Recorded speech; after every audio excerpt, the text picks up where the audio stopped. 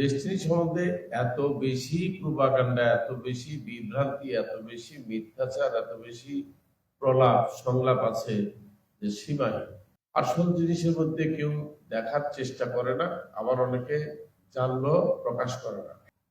কারণ কেউ ডেস্টিনিকে সন্দেহ করে, কেউ ডেস্টিনিকে ভালোবাসে, আবার কেউ ডেস্টিনিকে ভয় পায়।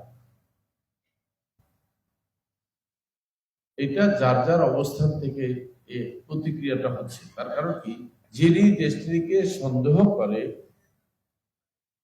তার কারণ হচ্ছে তিনি ডেস্টিনির উদ্দেশ্য আদর্শ সম্পর্কে কোনো অবহিত নন এবং জানেন না যে ডেস্টিনি আসলে কাজটা কিভাবে করে, ডেস্টিনি আদৌ দেশের কল্যাণে কাজ করছে কিনা তিনি জানেন না। বরং তিনি যেটা জানেন সেটা ভুল জানেন, যে ডেস্টিনি একটা পিরামিড স্কিম, একটা পঞ্জি স্কিম। কিন্তু তাকে যদি জিজ্ঞাসা করা হয় যে একটু পিরামিড স্কিমের উপরে একটা ডেফিনিশন লেখেন 10 মার্কের, উনি 2 মার্কেরও লিখতে পারবেন না।